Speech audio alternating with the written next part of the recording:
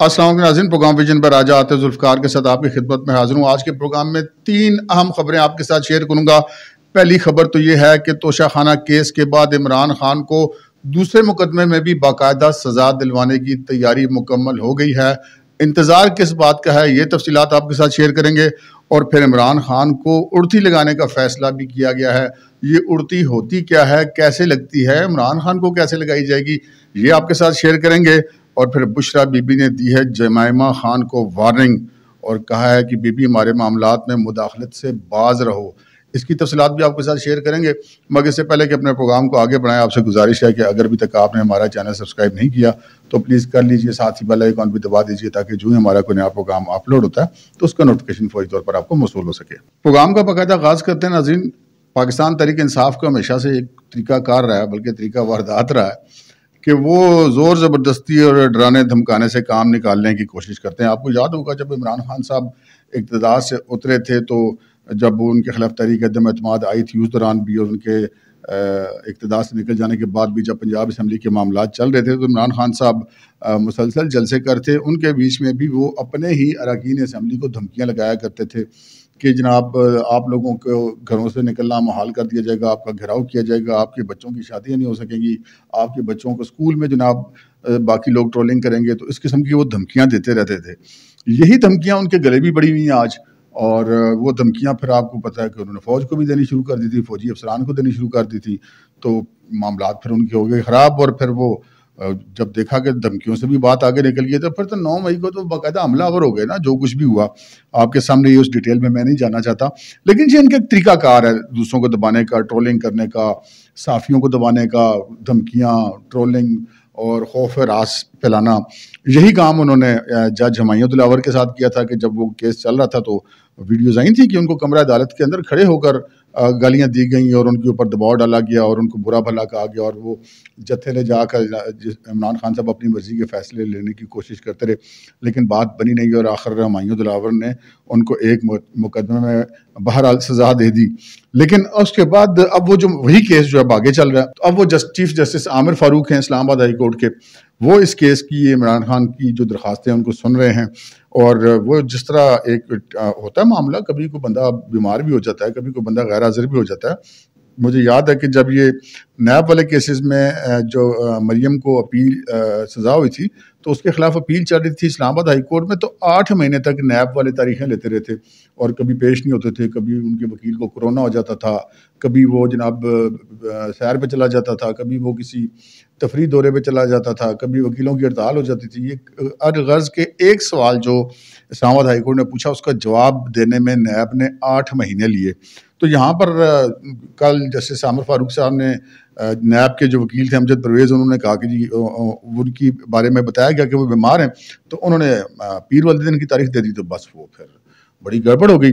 تو وہی ہمایوں دلاور والی ٹیکٹکس جو ہیں وہ اب استعمال کی جا رہی ہیں عامر فاروق پر، اور جسٹس عامر فاروق کو آج باقاعدہ پاکستان تحریک انصاف کے آفیشیل ٹویٹر اکاؤنٹ جو ہے، آفیشیل، میں عام ٹرولز کی بات نہیں کر رہا جو نامعلوم لوگ ہوتے ہیں، باقاعدہ آفیشیل جو اکاؤنٹ ہے اس سے ان کو باقاعدہ دھمکیاں دی جا رہی ہیں اور ان کو منافق قرار دیا جا رہا ہے، اور اس قسم کی بات کی جا رہی ہے۔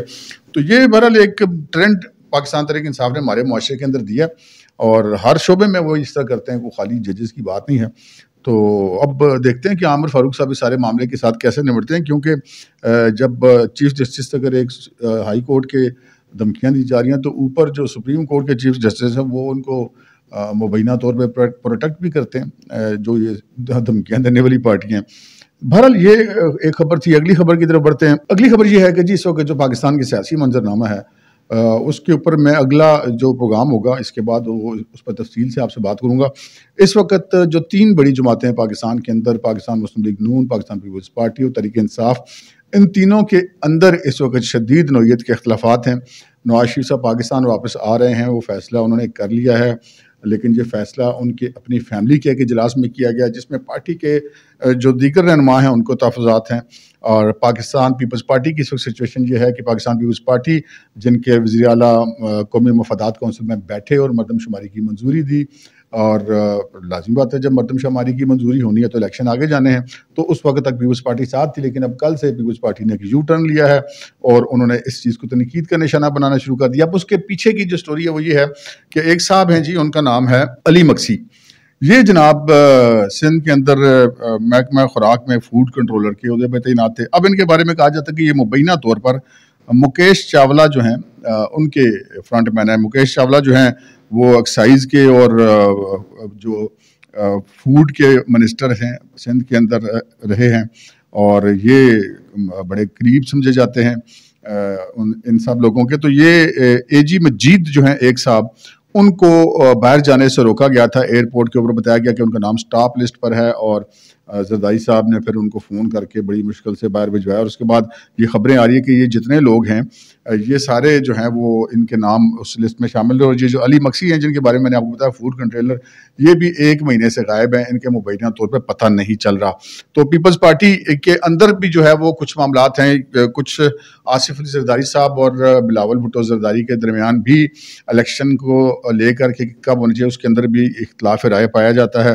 وہ اب یہ بڑا ایک ڈیٹیل ایک موضوع ہے، تو میں نے اس لیے آپ سے کہا کہ میں اگلے کسی پروگرام کے اندر یہ تینوں چیزیں جو ہے آپ کو شیئر کروں گا. اور رہی پاکستان تحریک انصاف، اس وقت پاکستان تحریک انصاف کی عمران خان صاحب تو اندر ہیں، اور اس کے بعد شاہ محمود قریشی وہ بھی اندر ہیں. سیکرٹری جنرل اسد عمر صاحب وہ عہدہ چھوڑ گئے تھے. تو اس کے بعد اب پرویز خٹک صاحب وغیرہ یا علیم خان جہانگیر وغیرہ تو وہ پہلے پارٹی سے نکل گئے. تو اب جو ان کی آپ یہ کہہ سکتے ہیں کہ سیکنڈ ٹیئر کی جو لیڈرشپ ہے وہ اپنی بھاگ دوڑ میں لگی ہوئی ہے. کسی طریقے سے عمران خان کے لیے کوئی معافی تلافی ہو جائے، کوئی راضینامہ ہو جائے اسٹیبلشمنٹ کے ساتھ، لیکن اب ان کے اوپر کوئی اعتماد کے لیے تیار نہیں. ان کا یہ خیال ہے کہ عمران خان صاحب کی گارنٹی کوئی نہیں دے سکتا. یہ جن کے وہ ترلے کر رہے ہیں وہ آگے سے کہہ رہے ہیں کہ وہ عمران خان کی آپ کے پاس کیا گارنٹی ہے کہ عمران خان جو ہے وہ اس کے بعد جب اس کی کوئی مطالبہ پورا کر دیا جائے یا اس کے ساتھ کوئی نرمی کر دی جائے تو وہ کیا کرے گا.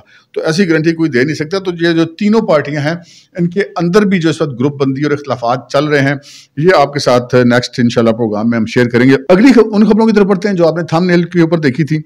ایک تو خبر ہے بشرا بی بی اور جمائمہ خان کے حوالے سے. اب جمائمہ جو ہیں وہ عمران خان کے بچوں کی ماں ہیں، اور ان کی مطلب آن پیپرز تو طلاق ہو چکی ہوئی ہے اور اس میں بھی بڑا وقت گزر چکا ہے. جو بشرا بی بی ہیں وہ عمران خان صاحب کی موجودہ اہلیہ ہیں، تو وہ اپنی جگہ پہ سچی. اب ہمیں ذرائع نے یہ بتایا کہ جناب بشرا بی بی صاحبہ بڑی تپی ہوئی ہیں.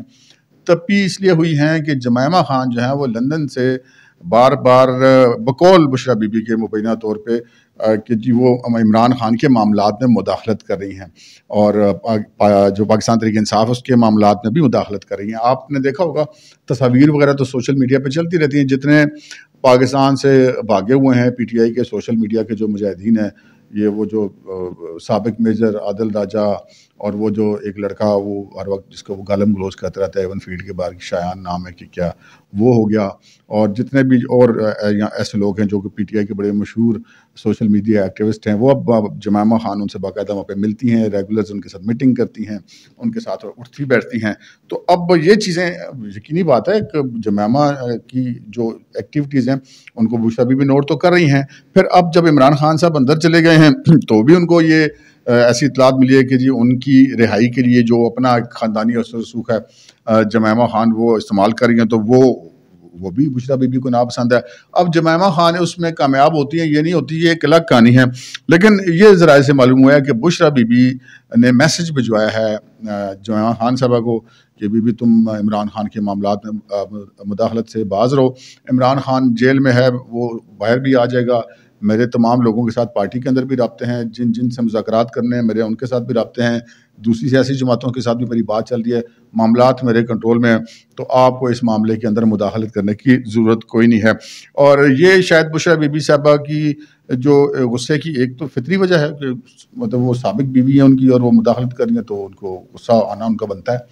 تو دوسرا جو علیمہ خان اور عظمیٰ خان صاحبہ ہیں جو عمران خان صاحب کی بہنیں ہیں، وہ جو ہیں ان کے یہ بھی ایک چیز اب اکثر آتی رہتی ہے کہ بشرا بی بی کے ساتھ ان کے تعلقات کوئی اچھے نہیں ہیں.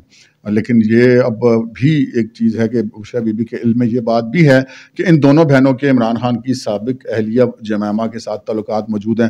اب اس کی وجہ یہ بھی ہو سکتی ہے کہ ضروری نہیں کسی وجہ سے ہوں تعلقات کہ وہ اس کی سابق بیوی ہے, اس وجہ سے بھی تعلقات ہو سکتے ہیں کہ ان کے وہ بھتیجوں کی ماں ہے, تو اس وجہ سے بھی لنک ہو سکتا ہے. لیکن بہرحال بشرا بی بی کے لیے یہ چیزیں ناقابل قبول ہیں اور یہ ایک نیا تنازع جو ہے یہ کھڑا ہوا ہے. اب دیکھتے ہیں کہ بشرا بی بی اس تنازع کے ساتھ کیسے نمٹتی ہیں, کیونکہ جو ہمارے ذرائع ان کا یہ کہنا کہ آئندہ آنے والے دنوں میں بشرا بی بی کی بھی گرفتاری کے امکانات بڑے واضح طور پہ موجود ہیں. کافی مقدمات ایسے ہیں جن ان کا نام ہے, تو شاہانہ والا کیس ہے, القادر والا ہے, مطلب نیب میں بھی ہیں, ایف آئی اے میں بھی ہیں, تو یہ چیزیں آگے چل کے بشرا بی بی بھی شاید مشکلات کا شکار ہو سکتی ہیں.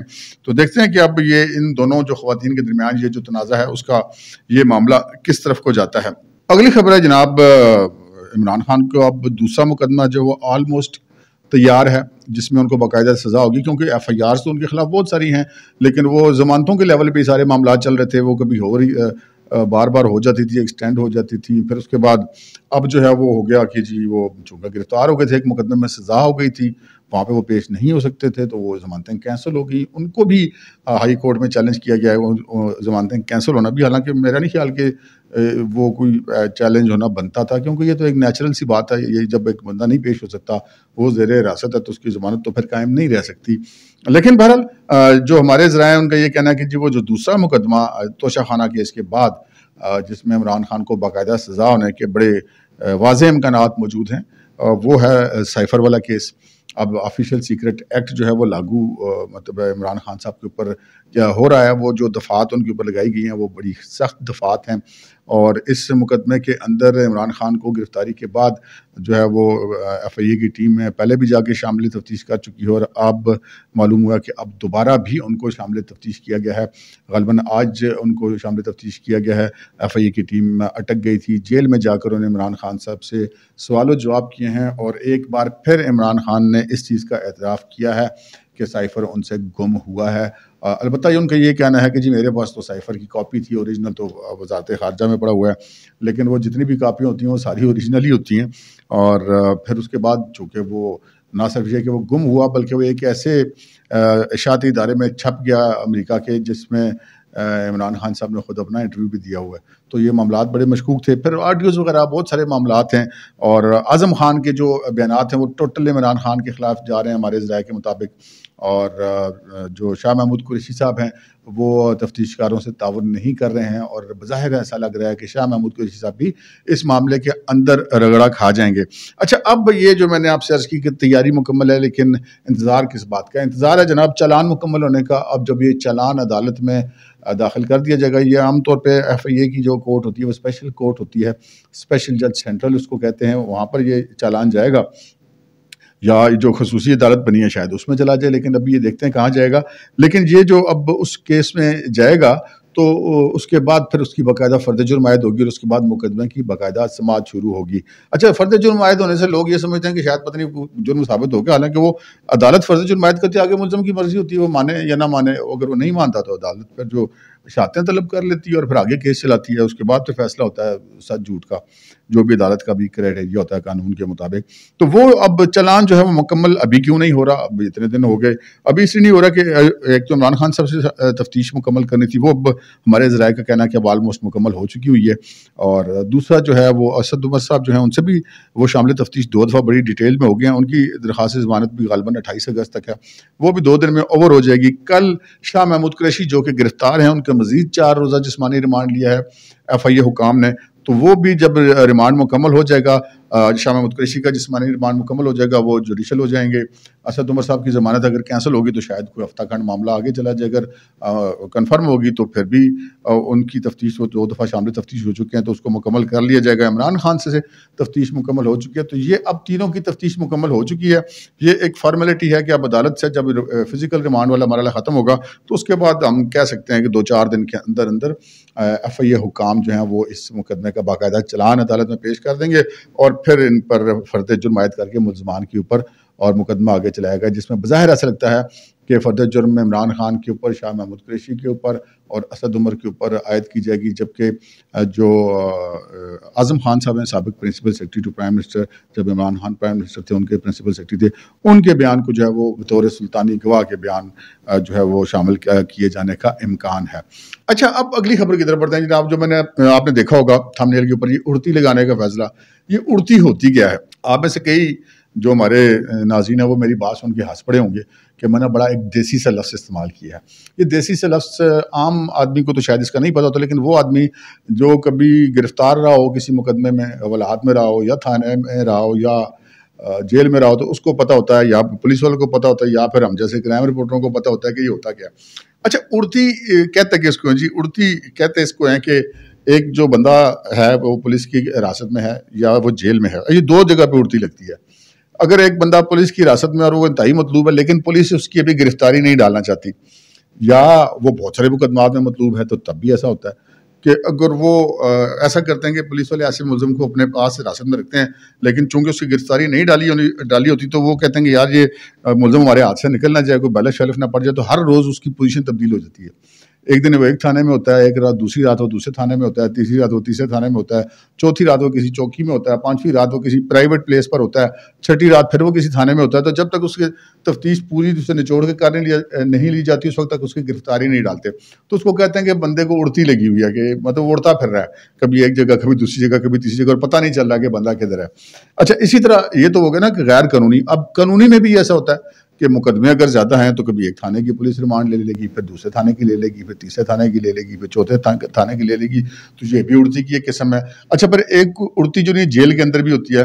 اب جیل تو ویسی جیل ہوتی ہے، تکلیف دہ جگہ ہوتی ہے۔ بندہ جیل میں تو مطلب جو عام قیدی ہے وہ تو، خاص قیدی بھی تنگ ہی ہوتے ہیں، لیکن عام قیدی تو بہت ہی تنگ ہوتے ہیں جو سی کلاس میں ہوتے ہیں۔ تو وہ بہرحال ایک بیرک کے اندر ہوتے ہیں، اور ایک بیرک کے اندر ان کی گنتی ڈلی ہوئی ہوتی ہے۔ اچھا، جب جیل انتظامیہ نے اس بندے کو تنگ کرنا ہوتا ہے نا، یا وہ بندہ کو مستی کر رہا ہوتا ہے، تو اس کو سزا دینے کے لیے اڑتی لگا دیتے ہیں۔ یعنی کہ ایک دن اس کی گنتی ایک بیرک میں ڈالتے ہیں، دوسرے دن اس کی گنتی دوسری بیرک میں ڈلتی ہے، تیسرے دن اس کی گنتی تیسری بیرک میں ڈلتی ہے۔ ہر روز اس کی گنتی بدلا دی جاتی ہے۔ وہ بیچارہ کہیں ایک جگہ سیٹ ہو گئی، اپنے کپڑے اور چادر دری وغیرہ رکھ کے سیٹ ہی نہیں ہو سکتا، اور روزانہ اس کا مسافرت والا ہی معاملہ ہوتا ہے، مسافر ہی بنا ہوا ہوتا ہے۔ اچھا، اب عمران خان کو اڑتی لگانے کا فیصلہ کیا ہوا جی؟ فیصلہ کیا ہوا؟ مجبوری ہے اڑتی لگانا ہے عمران خان کو۔ ابھی وہ پہلے اس سائفر والے کیس میں شامل تفتیش ہیں، اس کے بعد لاہور سے پولیس آئی کھڑی ہے اٹک میں کہ جی ہمیں وہ ہمارے پاس مقدمے ہیں، ان میں ہمیں ریمانڈ چاہیے۔ اچھا، اس کے بعد وہ کوئٹہ میں بھی ان کے خلاف مقدمہ ہے، اس کے بعد سندھ میں بھی ان کے خلاف مقدمات ہیں، پنڈی میں بھی ان کے خلاف مقدمات ہیں۔ تو اب عمران خان کی اس وقت جو سچویشن ہے وہ دو ہی ہیں۔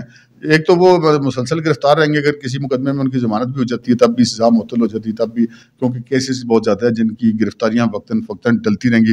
اور دوسرا، ان کو اڑتی لگی رہے گی، کیونکہ ہر جگہ پہ جہاں پہ بھی عمران خان کے خلاف کوئی بھی مقدمہ ہے، اس پولیس نے، اس ایف آئی اے نے، اس نیب نے، اور جو بھی اس اینٹی کرپشن نے، جس بھی ادارے کے پاس وہ کیس ہے، اس نے اپنی تفتیش تو کرنی ہے۔ تو عمران خان کو زیر حراست تو لینا ہے، جب وہ زیر حراست لیں گے، ریمانڈ لیں گے تو اپنے پاس رکھیں گے۔ تو عمران خان صاحب بھی پھر کبھی ایک شہر میں ہوں گے، کبھی دوسرے میں ہوں گے، کبھی تیسرے میں ہوں گے، کبھی چوتھے میں ہوں گے، کبھی ایک محکمے کے پاس، کبھی دوسرے کے پاس، کبھی تیسرے کے پاس، کبھی چوتھے کے پاس۔ تو عمران خان کو بھی اب اڑتی آئندہ آنے والے دنوں میں لگتی ہوئی نظر آئے گی آپ کو۔ اب تک کے لیے اتنا ہی، اجازت دیجیے، اللہ حافظ۔